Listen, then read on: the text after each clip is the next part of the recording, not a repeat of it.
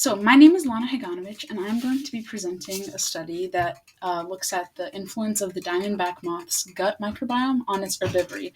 Herbivory being defined as the capacity of the moth to consume plant matter and function as an herbivore. Here is the title of the study: Metagenomic sequencing of diamondback moth gut microbiome unveils key holobiont adaptations for herbivory. So to start us off, I'm going to give a little bit of background information. So the diamondback moth, the scientific name being Plutella xylostella, is one of the world's most destructive pests, and it's very resistant to insecticides. It feeds on cruciferous vegetables like cabbage, broccoli, cauliflower, and it's a globally known massive pest in the world. It even co-evolved along with the cruciferous vegetables, which shows how dependent it is on these vegetables, which, of course, people rely on because of our agricultural needs. So these moths spend their entire lives around the host plant. They lay eggs on it, and the problem being that they're resistant to most insecticides. So the authors of this study actually did a previous study that showed that the moth has the ability to detoxify plant defense compounds, which help it work as a pest and keep feeding on those vegetables, because plants, of course, have certain chemical compounds built into them that serve as defenses. But certain insects are able to bypass these defense mechanisms. And this study is specifically looking at the diamondback moth and how it's able to do this. Certain gut bacteria play a really important role in the breakdown of plant cell walls, the detoxification of plant phenolics. Phenolics are certain defensive compounds that plants have, and the synthesis of amino acids, which work to nourish the moth itself. But this study concludes that the previous study that the authors did was actually insufficient, and this study will actually go to create a more complete taxonomic and functional profile of the gut microbiota, meaning it's going to break them down into taxonomical units, classify the microbes into those taxonomic classifications, and look at the functions of those microbes and the enzymes that they have, and the mechanism by which they work to promote the herbivory of the moth. And the study is specifically going to be using metagenomic sequencing. So some enzymes support amino acid synthesis, others support digestion and detoxification functions. But this is really important because if the study finds certain mechanisms that work towards making the moth herbivorous, that can actually be a target for future research to try to figure out how to, target these mechanisms and make them less able to proceed, and therefore stop the herbivorous attack of the moths on crops and help farmers and people who need the agriculture. So past studies have proven that other insects have these capabilities, like termite gut bacteria helps them break down cellulose, which is in plant walls, and obviously breaking it down is bad for the plant. Gut bacteria in honeybees helps them biosynthesize vitamin B12, which helps the honeybees themselves, and degrade pectin. Pectin being a substance in plants, so degrading the pectin serves as eating the plants. And bean bugs actually have a symbiont called Burkholderia, which helps the bean bug degrade an insecticide known as phenytoin. And this study is specifically going to be looking at holobionts, and the holobiont is known as a term that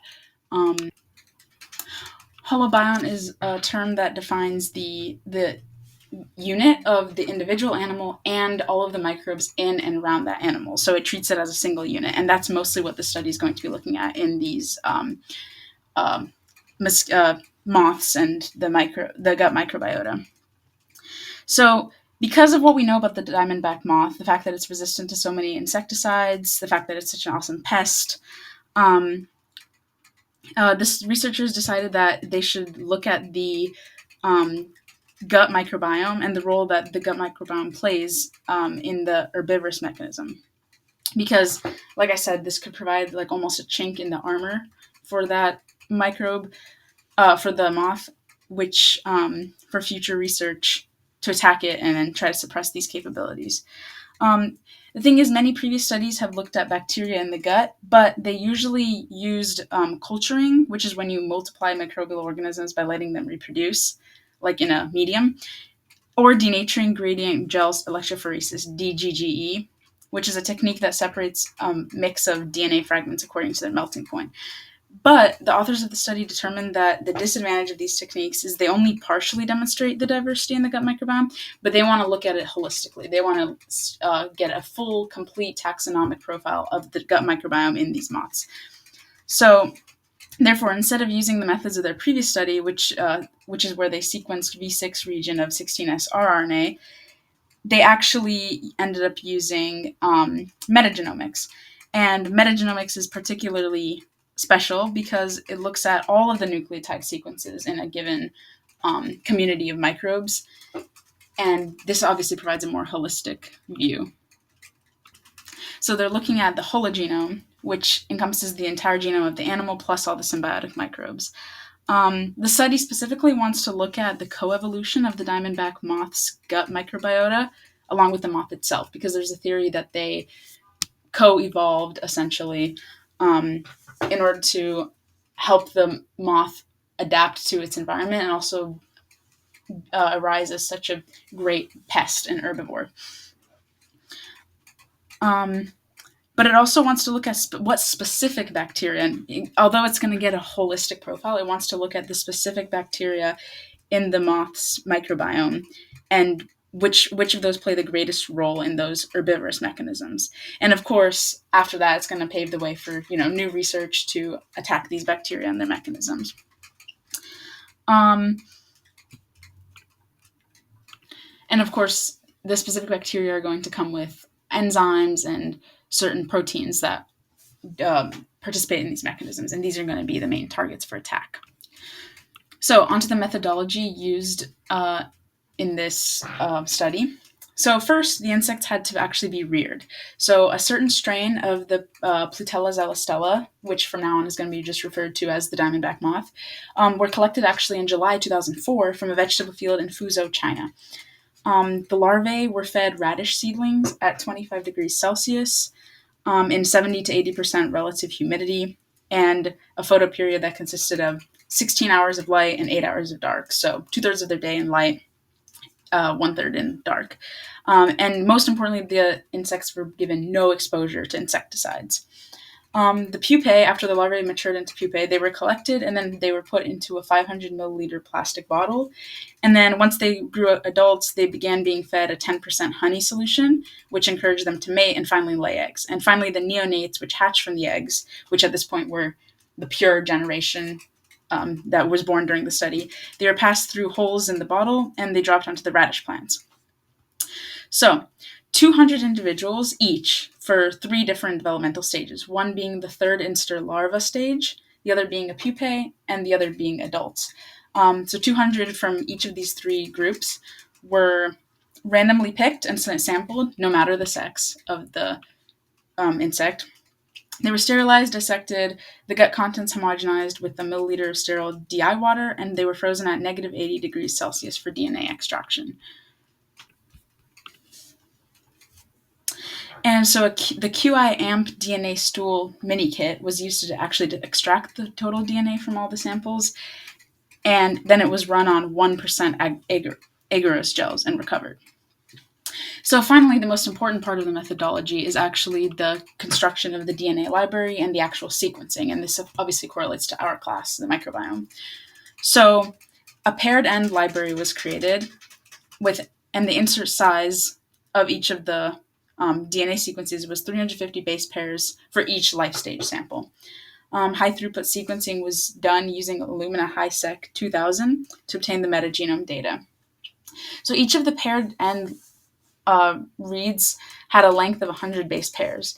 Some of them had an N, meaning that any of the 4 bases could have been there because it was inconclusive. Usually it's caused by weak signal during sequencing.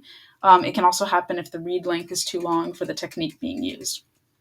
So these were discarded if they had an N, if they had 3 or more N's, meaning that it was unclear what bases they were, or if there was adapter contamination. So the reads that were contaminated with the host genetic material were also removed because we're just trying to isolate the actual bacteria in the sample rather than the host itself. We're looking at the bacterial genome. And then the rest that were deemed effective, they ended up being used. So a method called the SOAP de novo assembler was used to take the effective reads from each sample, and they constructed a long contig. A contig is basically a set of DNA sequences or segments that overlap so that they give a fairly accurate representation of the region of the genome. The metagene program was then used to predict the open reading frames for the contigs that were more than 500 base pairs. An open reading frame is essentially a length of DNA that is going to end up being transcribed into RNA. It basically is the span of the DNA sequence between the stop and the start codon. And in that span, that's where translation starts and stops. Therefore, that's the part of the DNA that's being translated to an actual protein being assembled. So the metagene program was used to find these quote-unquote functional regions in the longer contigs. And these open reading frames were the ones that were longer than 100 base pairs from all of the samples, so not discriminating on any of the developmental stages. They were picked and they were used to make a non-redundant gene catalog. And then they took effective reads. Effective reads are basically sequences of base pairs that correspond to some single DNA fragment from each sample, and they aligned them against the gene catalog using SOAP2 this time. The requirement was that at least 90%, that there was at least a 90% identity between the base pairs before they could be considered aligned, which led to a high degree of match and a high degree of accuracy. These aligned results were then analyzed for their gene relative abundance. And this was done by just counting how many reads map to the gene. And then finally, each gene in the catalog was aligned against the NCBI non-redundant protein database. And this was simply to just reference it against that database to classify the taxonomy. It was compared with the KEGG database, which classifies enzymes and their functions, in order to find the function using BLAST-P. When they ran the BLAST-P, they used a condition of the e-value being less than 1 over 100,000. And this is because a low e-value corresponds to a high degree of significance in the match results, meaning that it was not a fluke. The fact that these results are matched means something functionally.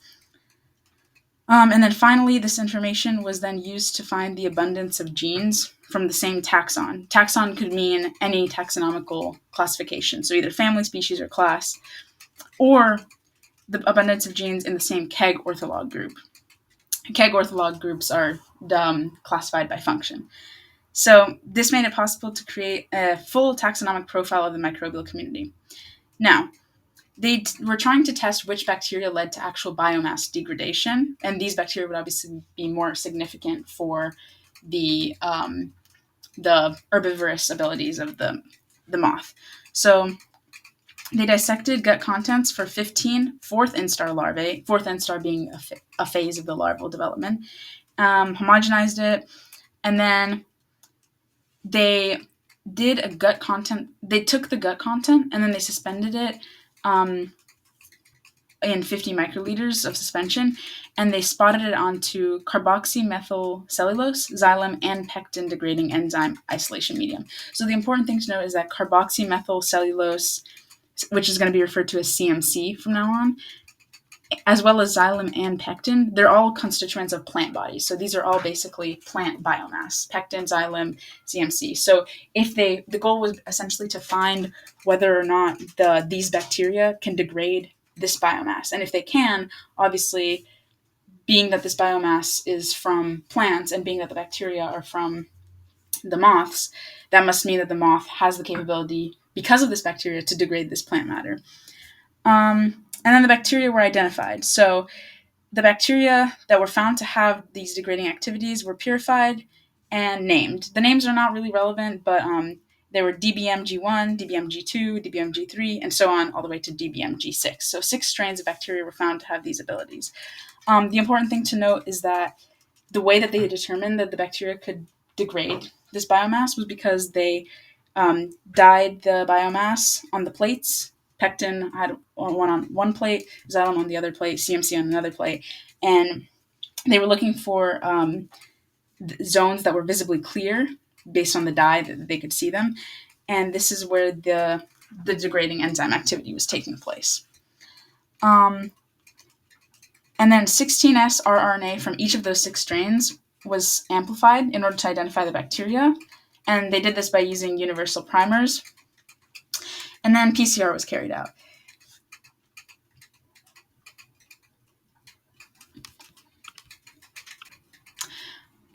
And finally, I'm going to move on to the actual results of the study.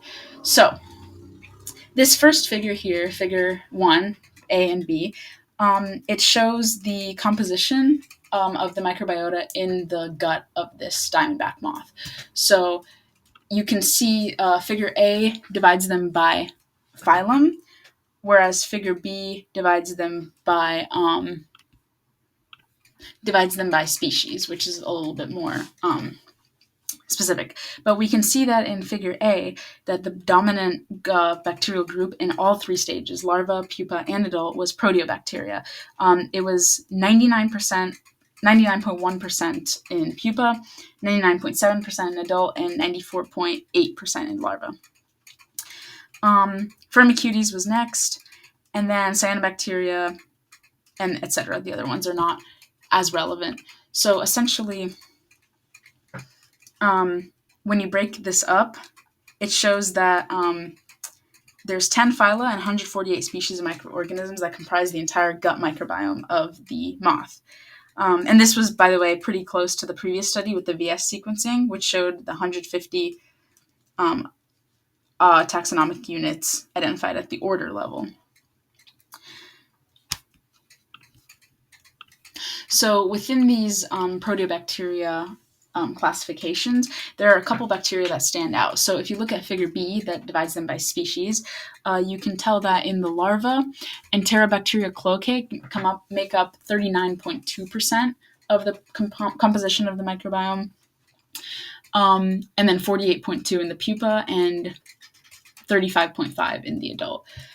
And then after the cloacae is the Enterobacteria aspergillus, which makes up 14.3, 12.6, and then 25% respectively in larva, pupa, and adult. Although the proteobacteria were dominated by the cloacae and aspergillus, the phylum was actually represented in the microbiome by 100 different species. So one thing to note from this figure is that the adults and pupa had pretty similar diversities of the gut microbiota, but the diversity was actually lower in larva, because as you can see, the larva had only 94.8% dominance of proteobacteria, whereas the numbers were above 99% for the pupa and adult. This could potentially be because the food that they eat, like larvae only really eat plant tissue, whereas the adults pretty much eat just simple carbs. The other thing is that larvae have to metabolize carbs that are pretty complex. And the previous study, actually, the one that they did with the DGGE analysis and the culturing, those actually show that the larva guts are more abundant and diverse. But either way, proteobacteria are more abundant in pupa and adults, and then there's a lower abundance of firmicutes compared to the ones in larvae. And then Anopheles gambia is another species that's similar in larvae and pupa, but it actually differs from adults because they change. That's the adult stage is where they change from eating waste and debris to eating blood, essentially. So this will pretty much tell you the proportional composition for the microbiota, and this is pretty interesting. Now, moving on to the second figure, the authors of the study, they wanted to verify those previous results, and so they used another method called 454 pyrosequencing. So basically, they took the V3 to V5 region of 16S rRNA in all the 3 different developmental stages of the gut microbiome, and they did bar-coded pyrosequencing. So figure A shows the phylum level, figure B shows the composition at the family level, and then C shows the neighbor joining method phylogeny of the OTUs, which are operational taxonomic units. So the phylogenetic tree ended up showing that the microbiota of the moth gut were divided into 6 different clusters, and you can see on the wheel, blue corresponds to the gamma proteobacteria, light yellow corresponds to beta proteobacteria, Green corresponds to alpha proteobacteria. Purple to Firmicutes, which are the first group that aren't proteobacteria. Dark yellow, which looks more like orange, correspond to actinobacteria. And then the pink corresponds to Bacteroidetes. So most of the sequence from the moth's gut obviously fell into either Proteobacteria or Firmicutes. Pupa in adults plateaued, which was showed on the curves that show the diminishing of density, whereas the larvae did not plateau, which this could also explain the low abundance of operational taxonomic units. The larva had a lot more complex gut microbiome than the pupa in adults. And like I said, this is likely because of the diet and the lifestyle changes in the larva. One thing to note when comparing this study to the V6 sequencing study that they did prior is that the lactobacillus and the vibrio which are also in the phylum Proteobacteria, they were 10 times more abundant in the previous study than this one. And this could potentially be because of the developmental stages and the fact that there's anatomical differences between the individuals in the different stages, as well as just individuals themselves. However, I will say that this is definitely a point of weakness in the study, because theoretically there shouldn't be this large of a difference in the abundance between two different sequencing methods. It could also be because of the gut environment having a low abundance because of the enrichment, or different seasons or health for the insect. I will say I think it's a point of weakness for the study that they collected all of these. These are all generations of insects that were bred from insects in one specific region of China, and given the fact that this moth is called a global pest, there's no guarantee that the gut microbiota data in this study from the Chinese moths from the one specific region corresponds to the other gut microbiomes in moths all over the world. So that should be further examined probably in future studies. There just needs to be more examination of which sequencing methods would give more objective analysis of the diversity of the microbiome, because right now we're coming up pretty inconclusive, given that these two methods gave pretty different results. Another thing to know is that honeybees, termites, and mosquitoes have midguts that are also dominated by proteobacteria. But the second one is different. It's actinobacteria in honeybees, spirochaetes in termites, and cyanobacteria in mosquitoes. Whereas in the diamondback moth, it's Firmicutes. And this could also be due to the environmental habitats, the diets, etc. And also the fact that they eat different plant matter.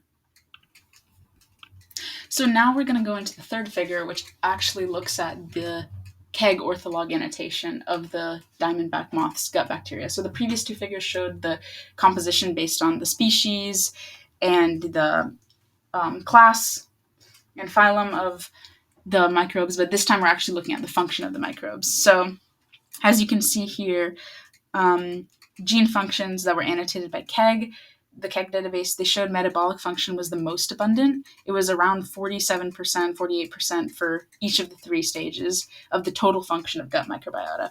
And metabolic activities tend to be associated with glycans, carbs, amino acids, vitamins, xenobiotics, terpenoids, and these are all substances that link to digestion, nutrition, detoxification, which, if you recall from figure B of the study, are important when consuming plant matter. So this could be showing that the fact that these bacteria are linked to these metabolic functions also helps in the consumption of plant matter, which helps in the moths being herbivores. As you can see in part B of the figure, just by the way, part B of the figure shows that the carb metabolism was the most enriched. It was about 10% for each of the three developmental stages. And amino acid was the second most at about 9.5% for each stage. And you can clearly see that if you look down for the different metabolism functions, which bars are the longest, carbohydrate and amino acid. This shows that these microbiota, they might have been involved in food digestion and nutrition. And One study, a completely outside one, looks at the Asian longhorned beetle, and the metagenome of this beetle shows that it had enriched pathways for metabolism of carbs and amino acids, and this was super important for the woody tissue digestion of the synthesis and nutrient synthesis. Um, by the way, and one note is that enzyme families in Figure B stands for enzymes of peptidases and protein kinases, and these were also detected in the gut metagenome.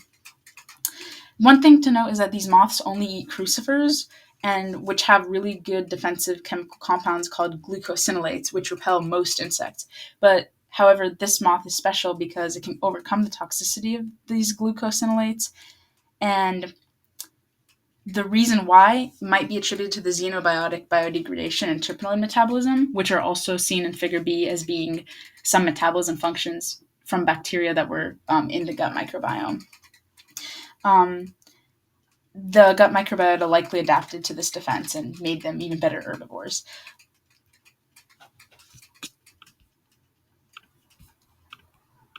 So the fourth figure looks at the gut bacteria-mediated metabolism of biomass. So one thing to note is that digestion is really hard, or can be really hard for herbivores, because the degradation enzymatically of cellulose is pretty hard.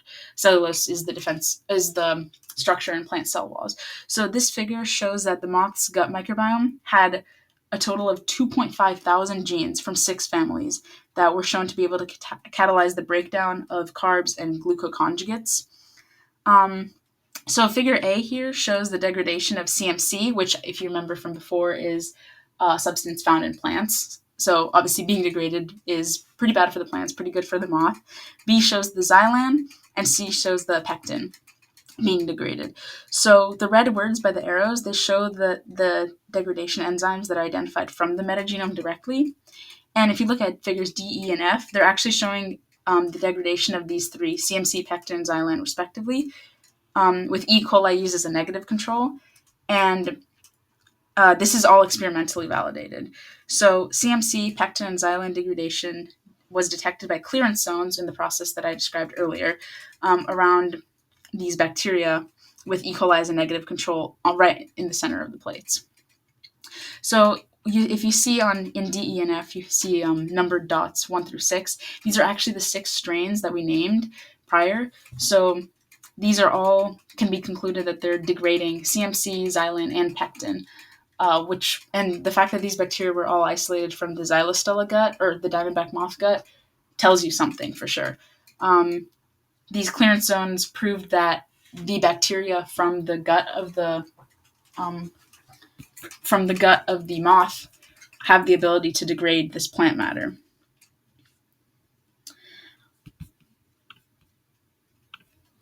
So our next figure is going to look at gut bacteria-mediated degradation of phenols, and these phenols are referring to plant phenolics, which are, again, defense compounds found in plants. So degradation of these is proof of the bacteria helping the moth in some herbivorous way.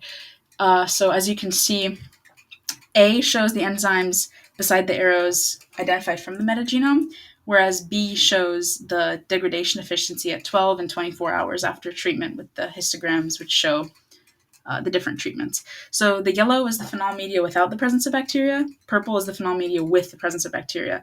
And the asterisks there are supposed to show a pretty significant difference between the 2 treatments, which tells you that these bacteria are very detrimental to the phenols and degrade them, which is bad for the plants.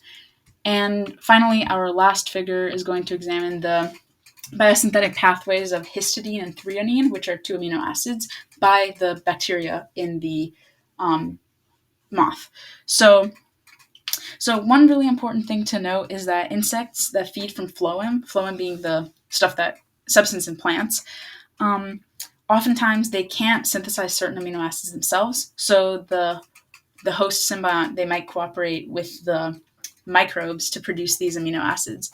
The moth genome lacks the entire pathway for the synthesis of histidine from PRPP, and from the synthesis of threonine from aspartate, which you can see in the figure, you can see that both of the mechanisms start with the starting material I just named. But the gut bacteria has the entire pathway for this, and the fact that moths are able to keep surviving and synthesizing threonine and histidine shows that they're doing this with the aid of the bacteria because they wouldn't be able to do it themselves. Their genome entirely lacks that pathway. And this shows that the moth and the symbiont probably co-evolved together to produce these lacking amino acids, and this keeps nourishing the moth. The genes participating in the synthesis of these amino acids were found mainly in E. asperiae, E. cloacae, and C. maltaromaticum, which were the species that were already outlined before. One thing to note is that it's not clear if these synthesized amino acids are secreted into the intestine for use by the moth itself, or if they're retained by the bacteria and then available to the moth only after the bacteria dies and decays. Further research is going to be needed to determine this. So the conclusion to this study is that even though the profile of the gut microbiome in the diamondback moth is very, very diverse and has very many species of bacteria, there's only 3 that really play an important role in its herbivory, which are the E. asperiae, E. cloacae, and C. maltaromaticum. We found a lot of enzymes that were encoded by these bacteria that participated in food digestion, nutrition, detoxification of plant defense compounds like the phenolics and other ones as well. So this study was able to look at and make a conclusion about the possible coevolution of the gut microbiota and the host insect, which arose as a result of the challenging diet. And the plant tissue, the enzymes in those bacteria, the 3 ones that were named, a lot of them correspond to plant tissue degradation, like pectin, xylem, and CMC. They just degrade the biomass of those 3 substances in plants. So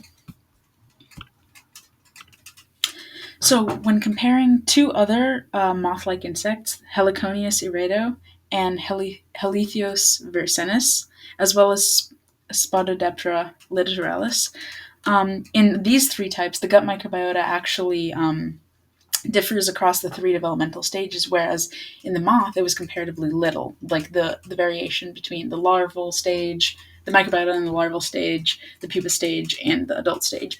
Although I did, in my presentation, highlight the differences between these 3 stages, it was comparatively low when compared with these other moth species. So due to this, and the functions also being pretty identical among the 3 stages, this might be an actually unique phenomenon to this species of moth, the diamondback moth, which leads to a potential new path to take this research further, which is the question of, does the same set of bacteria perform or do different things during the host development, which in our study it does, but what about in the other moths? It doesn't. So future studies could include metatranscriptomics, for example, to see if this is true and clarify the genes and their functions of the gut. And finally, I want to show some questions to you guys to ask if you guys have anything to discuss. So, number 1, do you believe that the location of the reared insects played a significant role in the results of the study? As you remember, I mentioned that the fact that the insects were all from one region of China is pretty significant, considering the fact that it's a global pest. So, do these results in the study reflect the gut microbiota of the diamondback moth across the globe and as a global pest? To what extent do you believe that the metagenomic approach provided a more accurate analysis than the V616S rRNA sequencing? Because the entirety of the study was comparing the 2 sequencing techniques from their previous study and their current study. And do you believe that this one was more objective or not? Because if you remember, they both had pretty significant differences. Like the abundance for one of the bacteria species had an entire order of magnitude was the difference between the 2 sequencing techniques.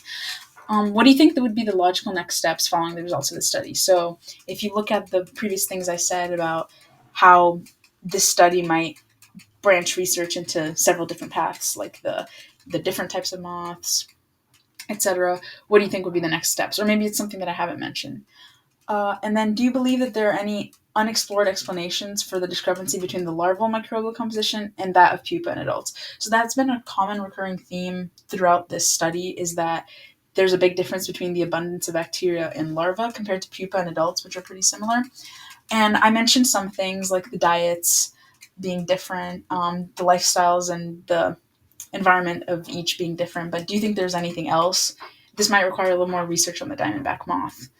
And then finally, are there any other metabolism functions that you believe might play a role in the herbivory of the diamondback moth? So if you go back to figure, let me see, if you go back to figure 3, and you look at the different types of metabolism functions, things like the enzyme families, the carbohydrate metabolism, amino acid metabolism, those were the ones I mentioned the most, as well as there's about a handful of others. Do you think there's any other metabolism functions that might play a big role out of the ones given?